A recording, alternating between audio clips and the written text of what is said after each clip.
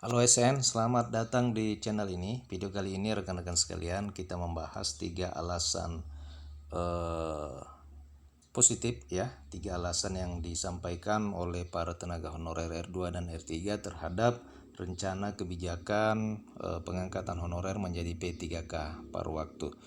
Informasi selengkapnya ditonton secara lengkap video ini agar rekan-rekan sekalian bisa menerima informasi secara utuh dan menyeluruh. Sebelum kita membahas hal itu, kepada rekan-rekan yang baru pertama kali menemukan channel ini, silakan tekan tombol subscribe dan nyalakan tombol lonceng untuk terus mendapatkan informasi terbaru seputar pengangkatan honorer menjadi P3K.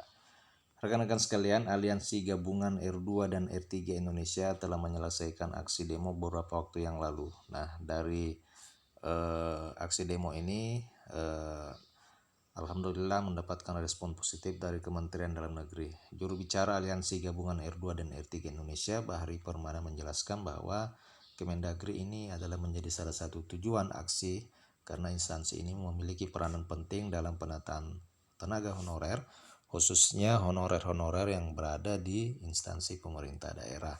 Bahri mengungkapkan bahwa 2 hari aliansi honorer ini berfokus pada penyelesaian P3K atau penyelesaian honorer yang mendaftar pada formasi tahun 2024, yang menegaskan bahwa kebijakan pengangkatan honorer R2 dan R3 menjadi P3K paruh waktu sangat bertentangan dengan rasa keadilan.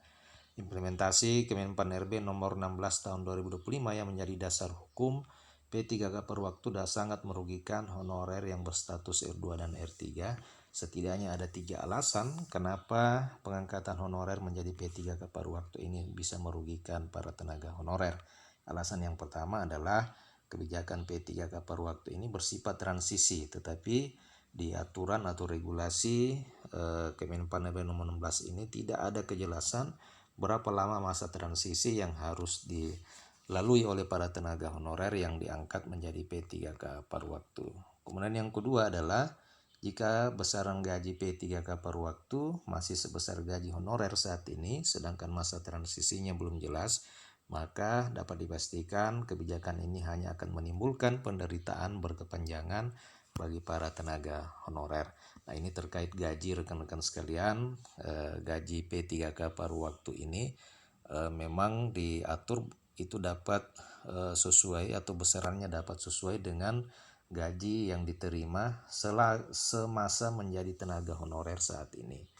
Nah, kemudian yang ketiga adalah pengangkatan P3K paruh waktu menjadi P3K penuh waktu yang didasarkan pada ketersediaan anggaran di daerah akan memakan waktu lama. Hal ini berdasarkan data kapasitas fiskal daerah menunjukkan dari 546 daerah di Indonesia, sebanyak 493 daerah masuk dalam kategori kapasitas fiskal yang lemah.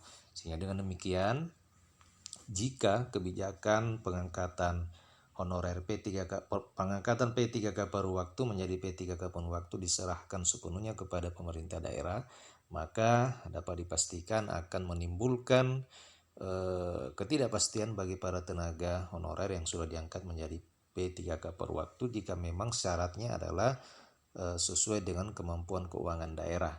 Hal ini disebabkan oleh karena sebanyak 493 daerah dari 546 daerah di Indonesia itu berkategori memiliki kemampuan keuangan yang lemah, sehingga jika memang syarat kemampuan keuangan itu dijadikan syarat utama, maka rekan-rekan honorer yang sudah diangkat menjadi P3K paruh waktu akan menempuh waktu yang panjang untuk bisa diangkat menjadi P3K penuh waktu. Artinya sangat sulit bagi pemerintah daerah untuk mengalokasikan anggaran pengangkatan P3K paruh waktu menjadi P3K penuh waktu. Selain itu, tidak ada kepastian kapan 493 daerah tersebut mencapai kapasitas fiskal kategori kuat.